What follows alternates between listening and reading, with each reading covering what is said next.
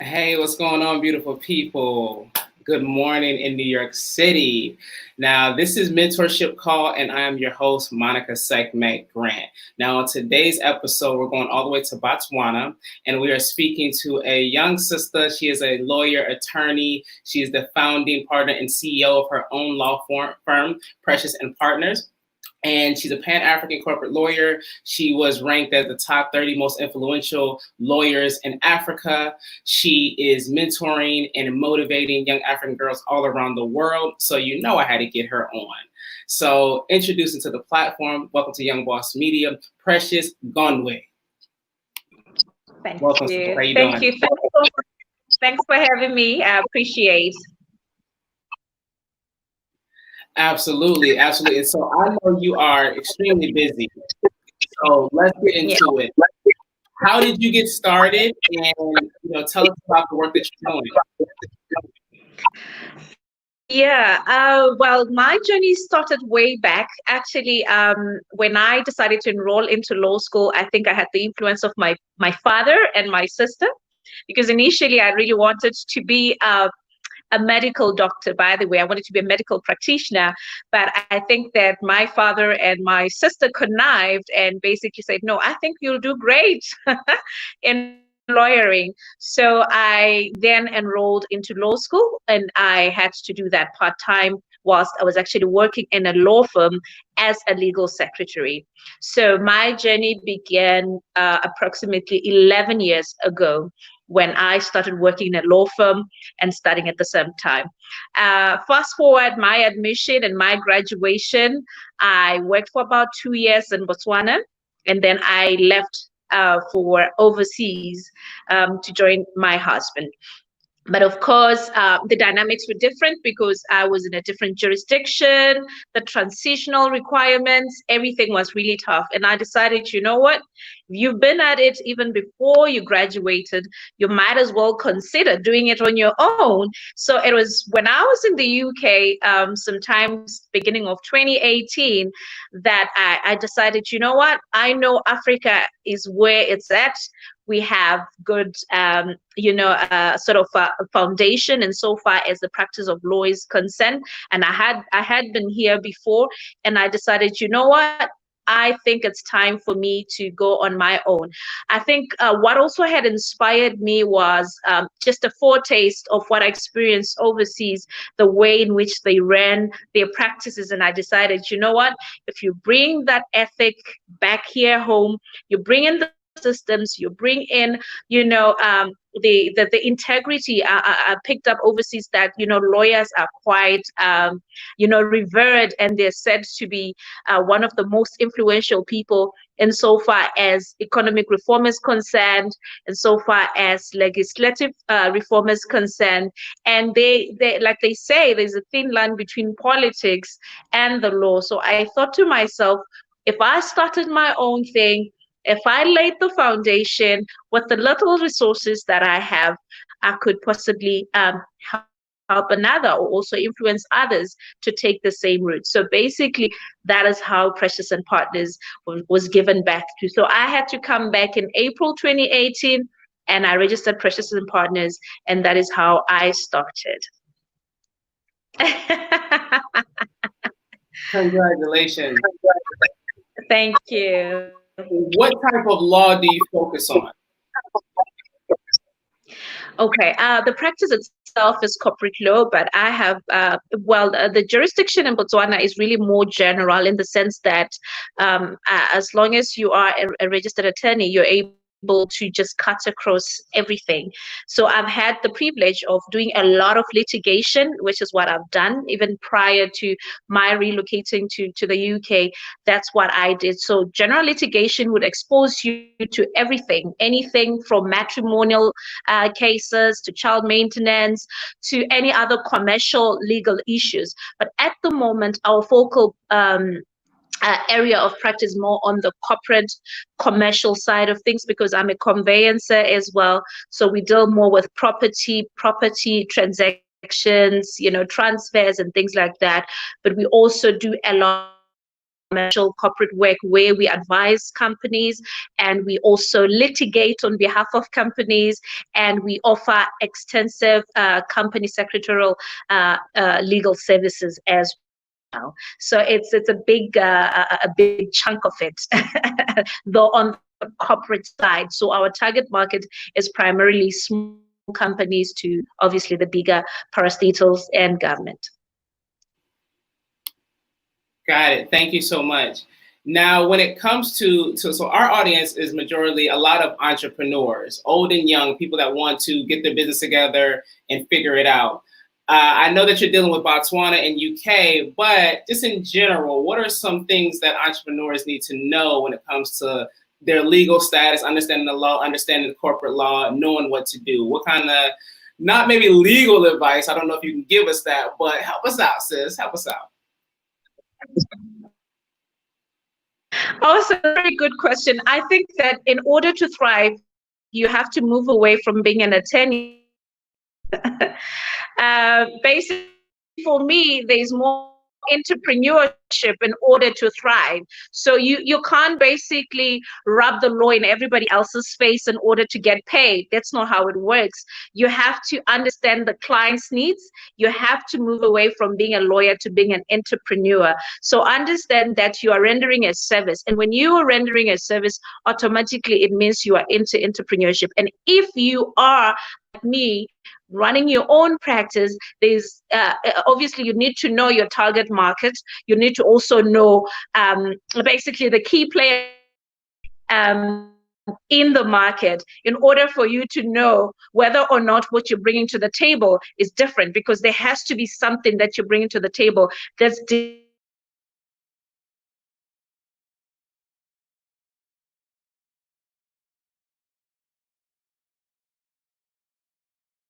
and therefore that is very critical. So my advice always is that you need to know your market. You need to know whom you're targeting in order to effectively draw up a business plan, in order for you to know how you're going to make the money. Because it's not enough to be a lawyer. You need additional skills, entrepreneurial skills, in order for you to monetize your service into profit or into money, as it were. So people need to know the difference. Thank you. Absolutely agree. When it comes to Africa, particularly Botswana, one, tell me what's going on in Botswana. I don't hear a lot of people talking about Botswana, so I want to know, like, when I touch down, what do I do? Where do I go? What am I eating? Where's the clubs? Where am I shopping at? But then, what does entrepreneurship look like, in Botswana? Break it down for me. Well, I was hoping that you watch your news, because this is where Prince Harry got engaged, or at least they had their first date with Meghan. So that places us in the map a little bit.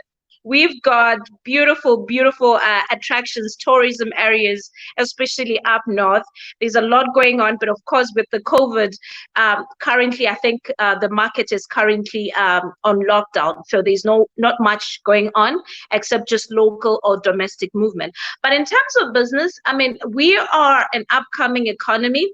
I'm sure you're quite aware that as much as we rely mostly on diamond trade, and I think I've just had a review of our post-lockdown economic recovery plan, and the idea is to look into diversification. Basically, what our government is trying to do is to say, let's have multiple streams of trade, allow people to trade in different things to keep the market going, because if we rely solely on diamonds, that cannot be sustainable. More so that I'm sure you'll agree with me that with the lockdown and basically the pandemic the world over, priorities have sort of shifted. People are not really looking to get precious stones into their backyards. It's about survival. So we now, as young entrepreneurs, need to think outside the box. What is it that we need to be doing now? What kind of businesses are we supposed to set up now in order to bounce back? So what we're seeing at the moment is like a transitional period where, of course, young people are being encouraged to set up. Government is also willing to inject cash and provide relief for the smaller companies so that they can bounce back, post the lockdown. Perhaps another important thing to note is that, well, we went on lockdown for about, I think, 48 days between the period of April and May. So our lockdown was lifted around about the 22nd, 23rd of May. And we've been fully operational, as it were. Of course, we're still observing the health protocols as advised by the World Health Organization. But what we're also seeing is that Botswana is largely dependent, obviously, on our neighbors. We are dependent on South Africa, as it were. So, and South Africa is really been having a tough time insofar as, the pandemic. And so we are also affected in the sense that as long as the borders are still closed, there's a bit of a limitation or a restraint in trade. So things are still a bit slow, but we are hoping to obviously bounce back. So that's the general outlook in our space so far, but we're optimistic. Thank you. I want to touch on those diamonds.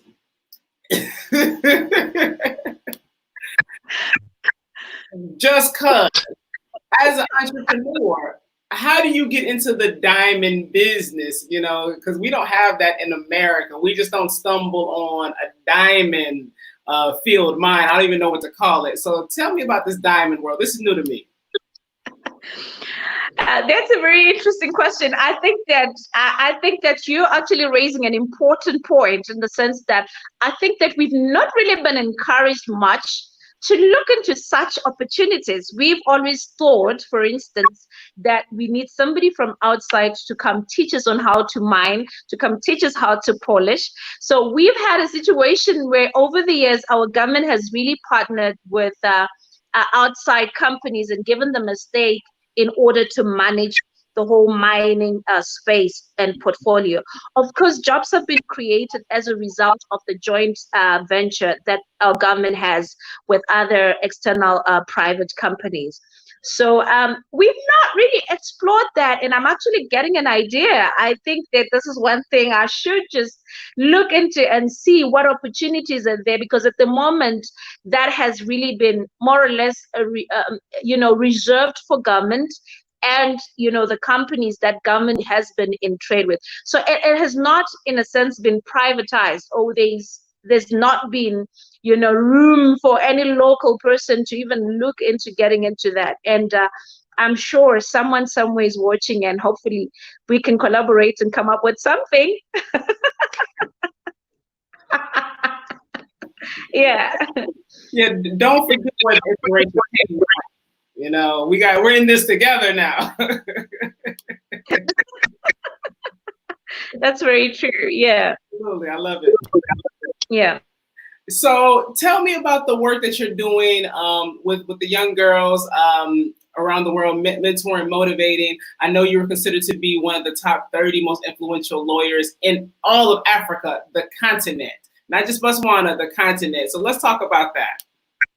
Awesome. First things first, you've asked about the mentorship program. I founded an organization called the Pan-African Game Changers.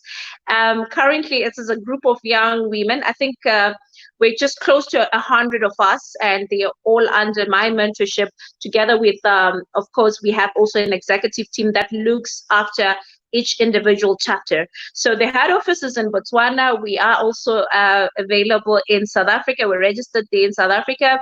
We also did our launch in Swaziland just before the lockdown, end of February. We also in Namibia. We have affiliated members in Namibia. We have members in the USA. We've got members in the UK. We've got members in Zambia, Malawi. We're registered there.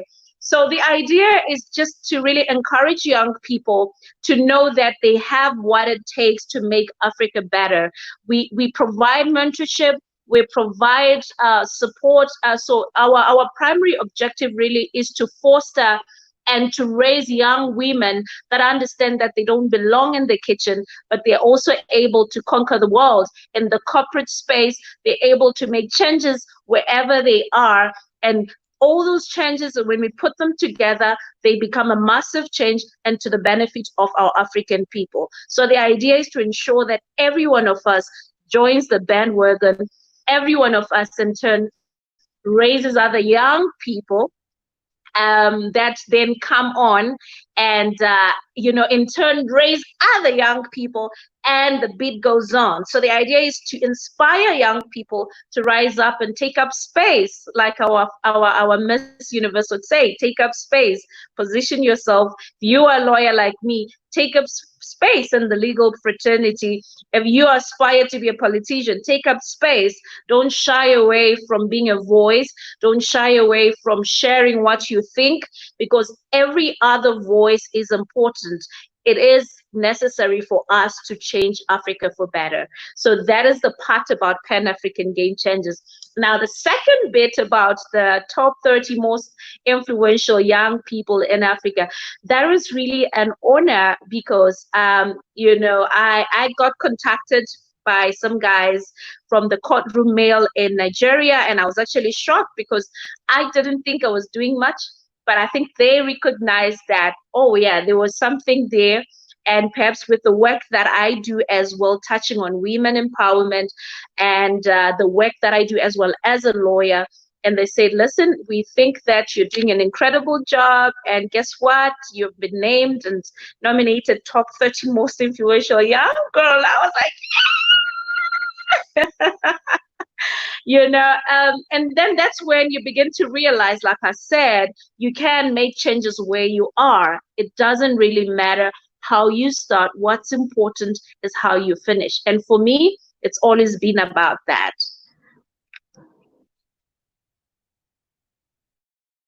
That's awesome. Thank you so much for what you're doing. For our audience, can you give us a bit background of what is it like to be a young girl growing up in Botswana in Africa? What are some of the things that that they're experiencing right now and going through? That's an important question. I come from a very interesting family in the sense that I've literally lived in the most part of Southern Africa. So I've lived in Zimbabwe. I've touched base obviously in Malawi because my father originated from there. Then I grew up in Botswana. I've also been in South Africa. I speak every language in Southern Africa. So one of the things one of the things I've observed, at least one of the most important things I observed growing up, was that there was always a sequence of events that would lead up to your family saying, listen, Precious, I think you are on the right track. Basically, what it meant is that there's an expectation that's placed on you. Go to school, get married, get a job. It's never go to school, get married, and start your own business. So in Africa, it's always been about someone else is going to hire you. Someone else is going to give you a job. So what happens on the ground, given the situation right now in Africa, when there's non-employment, when most of our youths are out there in the streets? So I decided, listen, if I'm able to create a platform, and that platform is going to help other young people come up. For instance, Precious and Partners is a haven for young legal eagles. The idea is to grow this thing such that we employ a lot of people, but also encourage them, if they can, open their own practices and be able to grow this entrepreneurship skill business. Because I believe so much that it is difficult to get the ideal job. No one will ever give you the ideal job. No one will ever give you a dream job. Even the biggest corporations can never give you the ideal job, but everyone can create that ideal job, that ideal workspace that suits who they are, and in turn create a platform for other people to come and thrive in. So that is what Precious and Partners is about. But most importantly, I think the idea is to speak to our African people and realize that it's possible to push yourself. You actually don't need resources in order to do that. You just start where you are with what you have, and resources will come. Absolutely. as an entrepreneur, I am also a creator. I'm a, and as a woman, that we just create. We pull from nothing and we make things happen. And that's one of the things that I push about entrepreneurship. You can look on YouTube and see, people jumping out of Lamborghinis and big houses, and it's like, that's cool. But for most of us, it's really about creating the life that, one, that we desire, but also not everybody is offering jobs. We can look at high unemployment rates everywhere, but it's up to us to create the life that we want and create those jobs for our community. And that puts us in a position of empowerment that when, if 50 of us are competing for one job, we can't win that way. And so entrepreneurship for me has always been, this is what we need for our community to really develop and build. And all of us are extremely unique. So even if we have we're in the same industry, the business will be different because we're different, we're unique, and we can offer slightly different services that'll make up a more richer environment and community. So I absolutely appreciate what you're doing, and I understand exactly what you're saying. Thank you. Thank you very much. I think one of the most important things I'd also like to speak about is the fact that, you see, where there's will, there's a way. If you decide you're going to do something, there's always a way around it. I like to share about a few nuggets on entrepreneurship, basically, that you don't really need a new computer or a new laptop for you to work. If you've got an old one, you can dust it up, clean it all up, put in a new operating system and work with that.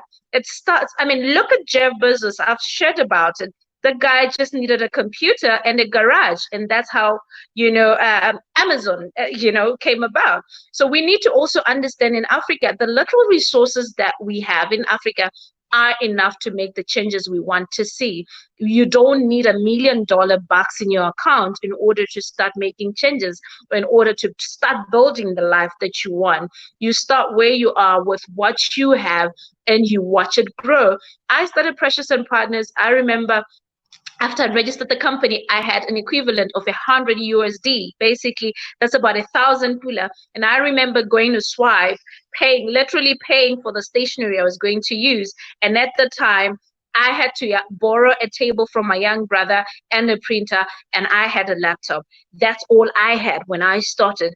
I had to think, where to from here? Who's going to give me work? And then I had to look within the legal sector. And I said to myself, what service can I render that will cost me less insofar as getting the job done, but will get me more in terms of input? So I decided, you know what? I'm going to go the debt collection route. All I needed was a client or a company that would say, listen, somebody's owing me $1,000 or this much. Can you go get it? And I'll give you a percentage once you collect it. I simply needed people that would give me something to start with. And that is how I kept on building on revenue. That is how I started building on finance. That is how I was able to get and to expand and to move from my living room, by the way, where I started, to an actual office. And that is how within 2 years I was able to employ 8 to about 10 people that they've been on my payroll since. So I had to start somewhere with the little that I had. I didn't have to wait to get a loan, because Precious and Partners was not founded through a loan, neither was it founded through a grant. People think things happen, but no, I didn't get to the bank and ask for a loan. I had to start with what I had. The limited resources are enough to take you to the next step. What it takes is you making up your mind as a young entrepreneur. It's you accepting where you are and starting from there. You don't need to have too much too soon in order to thrive. I don't believe that. Everything takes time. They say Rome was not built in a day. You don't wake up in the morning and everything, voila, is there. The joy of building a brand, or the joy of building whatever you're building, whether an empire, is when I've laid every single brick up from the bottom and I'm here and you're still going. That is what it is. And that is the secret. And I hope that most young people are inspired to start from where they are. Absolutely, absolutely. So I'm putting out a book called Mind Your Business and Prosper. It comes out on August 17th. And a lot of it is about it's about my journey starting Young Boss Media. And it all came from, I didn't get any grants, I didn't get any loans. I had to make relationships work. I had to forgive a lot of people and make myself whole and complete. A lot of this is the internal work that you have to do to be a great person, because that's how you establish great partnerships and people want to work with you. If you're a negative person, nobody wants to deal with that negative, complaining, you always whining, you're draining my energy. Nobody wants to be around that person.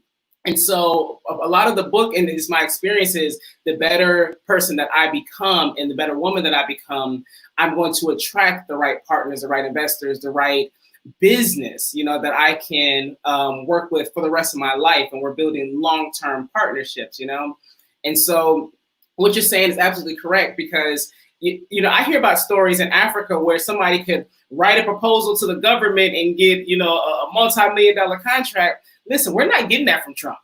We're not, Trump is not hooking us up with that. So I was like, what do you mean government tender? Like, I don't know nothing about that. We don't get that. So like, we have to hustle and make things work.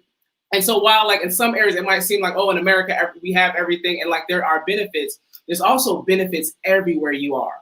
There's golden tokens everywhere you are, no matter where you are. You just have to really do the work to find them and not think that, somebody has it better than you. It's just, where are you? Dig, find your diamonds right where you are. I ain't got no diamonds in my backyard, but I got diamonds. I like that. Find your diamonds wherever you are, because that's what it is. And the sooner we get that, the better for everyone, because we'll stop expecting somebody to come and give us handouts. And I do appreciate what most international organizations do in terms of, donations, charity, giving us. And this is one thing I've also always shared with the Pan-African Game Changers, which is the young women under my mentorship. And I say to them, listen, I'm not really looking to go out there and ask people to sponsor you guys to get out of here. No. I'm here to empower you so you find your diamonds where you are and go out there and make something out of it. That's what it is. So we're not big on, getting donations. We're not so big on getting people to give us handouts. We're simply saying, if I can give you a net to go fish and you catch more fish, the better than if I give you one fish today and tomorrow it's gone. So the idea is empower me enough to actually go out there and be able to multiply, able to also, raise similar people like myself. And in turn, everyone else will be empowered to make it happen. So that is the rule. That is my golden rule. I also believe that in your walk of life, God puts people within your network. I've had so many people come within my network, and they've also poured into Precious and Partners, into the Pan-African Game Changer space, even into my personal life. And you spoke about the resources. You spoke about the fact that, networks will come, people will come. That is what it is. First, build yourself up inside. Decide. You have to be so decisive about the direction you're going to take. Once you are convinced, once you are convinced inside, you go out and conquer the world, because you realize you can do anything.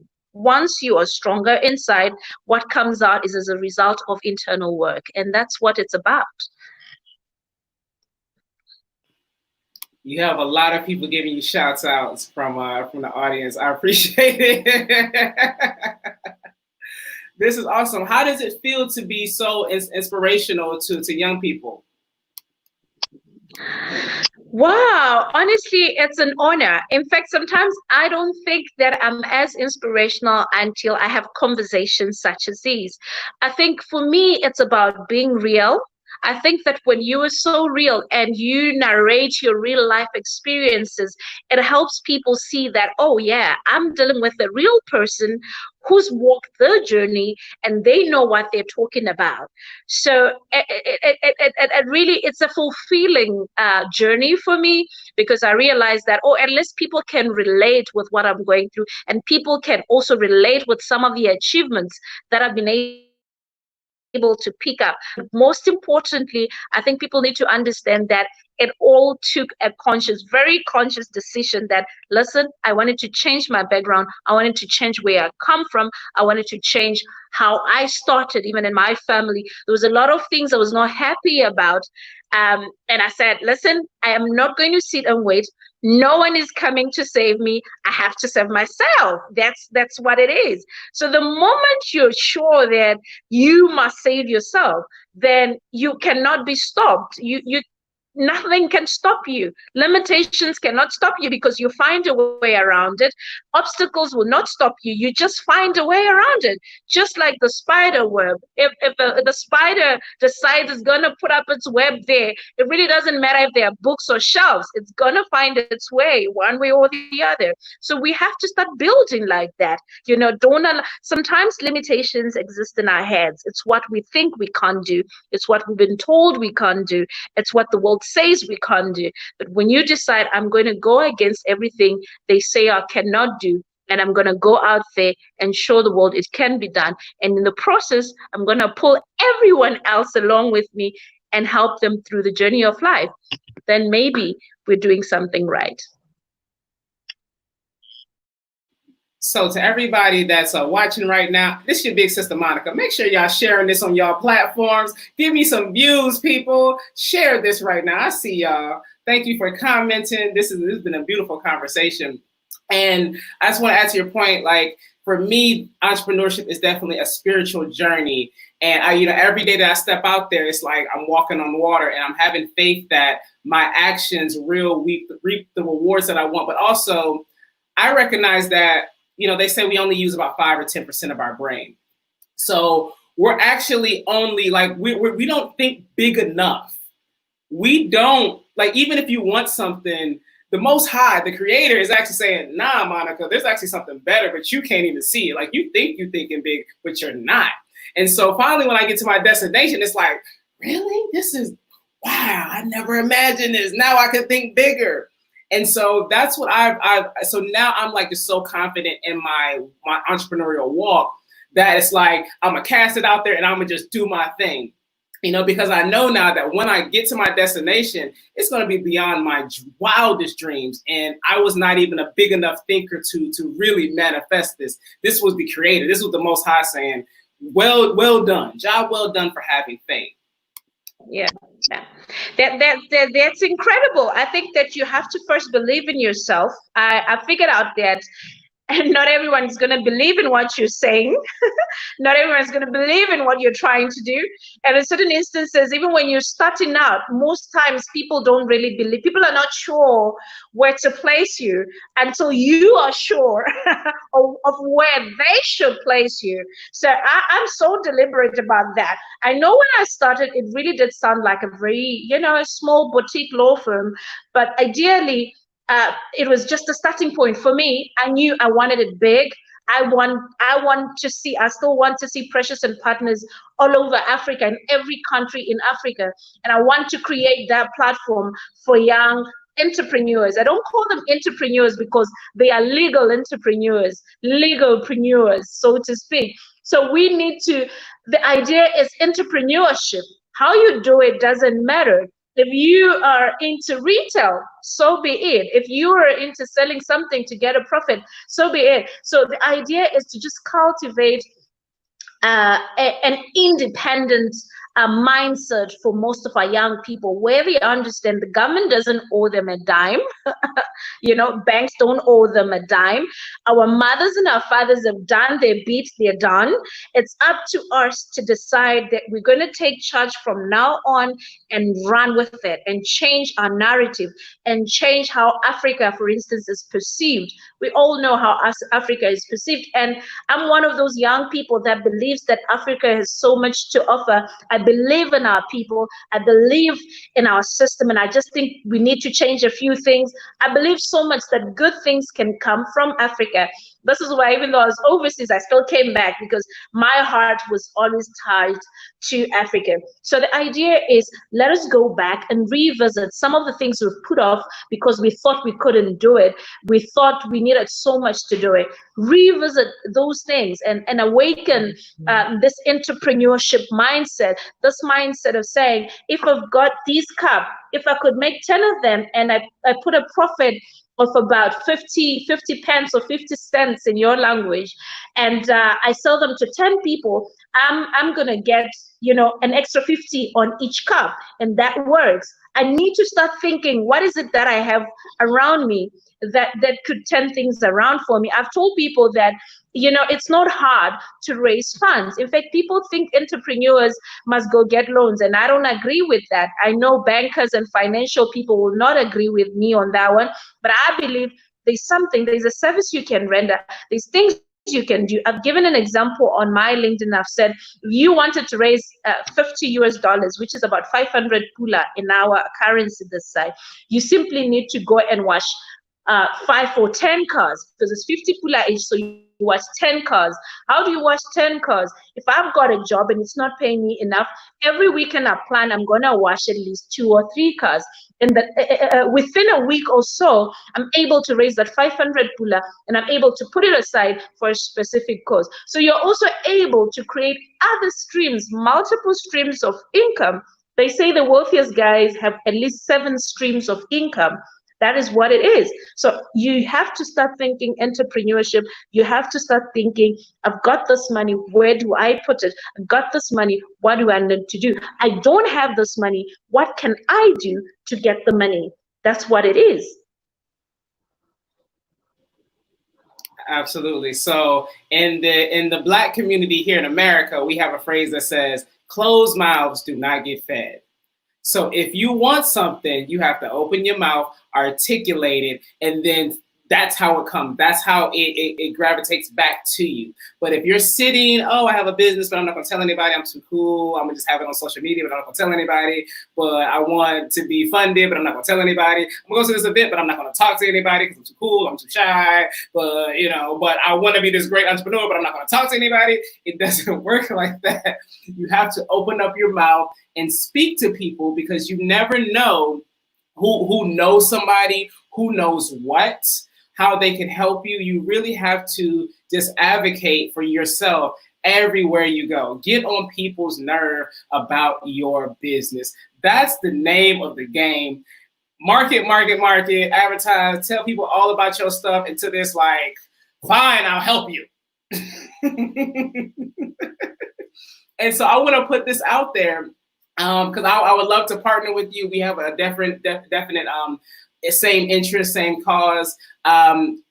We are developing Young Boss Africa. And so what I do is we produce multiple shows. And so this is one program on Young Boss Media, but every day of the week we produce original content. There's other hosts, there's other topics. We do mental health, we do music, we do art, culture, money, finance, all that, politics. And so if there's any young ladies that would like to step into the media world, I would love to be, your media mentor, bring them onto the platform, create content. And so I would love to partner with you on that, because I know that you're doing a great job. And I can see the sisters right here, and brothers too. Thank you for leaving comments. They're logging on.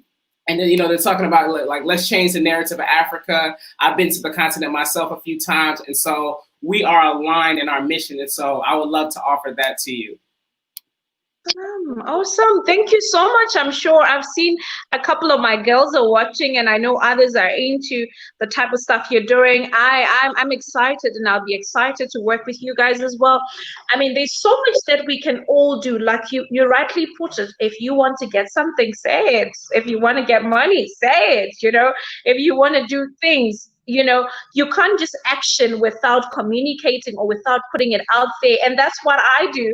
I think with my LinkedIn and my social media, every now and then I throw things at people. And that's the idea. People know we're there. People know we exist. People know there's Precious and Partners. And look at you. You're right all across the ocean, and these precious and partners, yeah, it means we're doing something right. And that's the idea. People need to get that you really cannot keep yourself hidden because you're hoping that somebody somewhere is going to know you exist. It doesn't work like that. I do know it's hard coming out, but once you come out, you realize, okay, it's you just be yourself and enjoy the rest of the journey. And that's what it is really. And I'm excited, for what's coming. Yeah. Awesome. Thank you so much, sis. Tell for anybody that's watching, so I know a lot of the sisters on the call right now, they're already active, but for somebody that's watching this later and saying, hey, I want to be a part of that, I want to be a part of Precious and Partners, how do they find you? How do they get involved? How do they be, if they want to open their mouth and be fed, they're saying, hey, I want to be a part of this. How do they do that? I like that. Of course, you can check us out on our website, www.preciousandpartners.com, and we'll get in touch with you. You can drop us an email, and like I say, we are dealing with game changers. Game changers is simply not just about the women in the movement. Game changing is about, if you're gonna come on board, there has to be something different that you have to offer. There has to be something that Precious has not yet tapped into. And you're simply saying, Precious, I've got a proposition for you. This is what I'd like to do. And this is what I think Precious and Partners need. That's how you do it, guys. That is how you do it. Catch me, come up with something catchy, catch my attention so that I can be glued and be curious and want to know what you can offer. It's very difficult because at the moment the market is flooded, a lot of people are without jobs. So there has to be something that you can offer. And I'm not saying we only hire people that are experienced. Everyone has to be given an opportunity to thrive. But the idea is you have to look within yourself. Come prepared. You can't just wake up and just, you have to decide where you are and how you are. I mean, I've employed people via LinkedIn. There's people that have contacted us just via LinkedIn. And we had a chat and we, and that's how things go. Also be out there, create your brand, ensure your LinkedIn is up to date, put up stuff. I'm not saying be a nuisance, but be creative, get noticed, get yourself noticed. That's what it's about. And so it won't be hard. Even when you knock, I'll be able to identify from a certain platform that, oh, that's the girl, or that's the guy, whichever way. So that's what it's about, game changing.